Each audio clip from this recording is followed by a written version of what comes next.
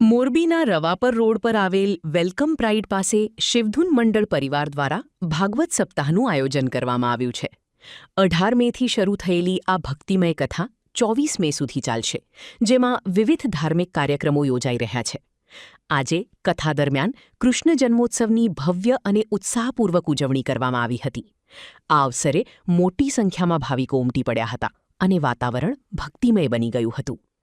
અનેક સામાજિક સત્કાર્યો સાથે જોડાયેલા શિવધૂન મંડળ પરિવારે તમામ ભક્તોને કથાનો લાભ લેવા ભાવભર્યું આમંત્રણ પાઠવ્યું છે।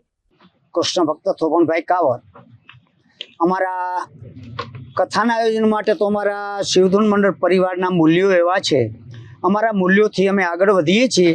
તો અમારી સેવાઓ એવી છે અમારા મંડળ પરિવારની કે અંધ આશ્રમ, વૃદ્ધાશ્રમ, અનાથાશ્રમ એની અંદર અને કર્તવ્ય જીવદયા કેન્દ્રની અંદર અમે મદદ કરીએ છીએ। કર્તવ્ય જીવદયા કેન્દ્રની અંદર અમે પશુ પક્ષીની સારવાર માટે દવાના બિલો ભરીએ છીએ। એ ઉપરાંત બીજી જગ્યાએ અંધાશ્રમ, વૃદ્ધાશ્રમ, અનાથાશ્રમમાં રેશનની કીટો મોકલીએ છીએ। મુખ્ય અમે માતૃવંદના બાળદેવો ભવ કાર્યક્રમ ચલાવીએ છીએ, જેની અંદર સિવિલ હોસ્પિટલની અંદર ગરીબ બહેનો ડિલિવરી કરવા માટે અહીં આવે।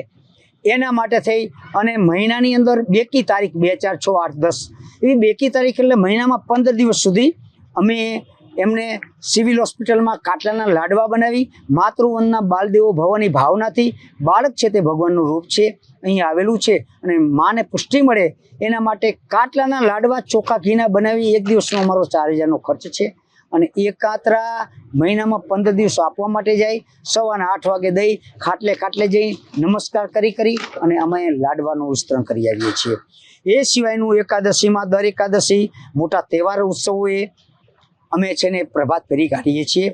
એની અંદર આવતી જે કંઈ યોગદાન છે એ બધી એની વ્યવસ્થા અમે કરીએ છીએ। ચકલાને ચણ નાખીએ અને પૈસા છે તે ગાયોના ઘાસચારામાં જાય છે।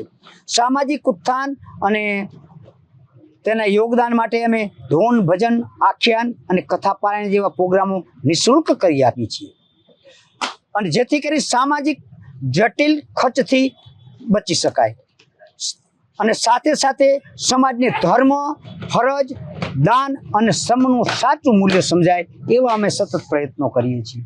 માણસ ખોટા વહેમ, વ્યસનથી મુક્ત મળે અને તેના માટે અમારા સતત પ્રયત્નો હોય છે।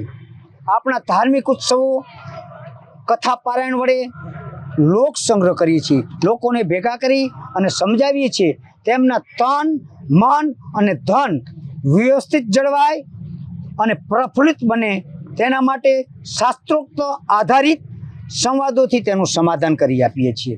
સમાજની હાલની સામાજિક સમસ્યાઓ માટે જેવા કે ગેરસમજ ભર્યા પગલાઓ ભરાઈ જતા હોય તેના માટે સમજદારી ભરી અને માર્મિક અને ધાર્મિક ટકોર કરીએ છીએ। અમારા સમાજને ઉપયોગી થાય એવા તમામ મૂલ્યોને, સમાજના તમામ મૂલ્યો જળવાઈ એના માટેના અમારા મંડળના સતત પ્રયત્નો છે। અને પવિત્ર પુરુષોત્તમ માસમાં ગયા પવિત્ર પુરુષોત્તમ માસમાં પણ અમારું આયોજન હતું।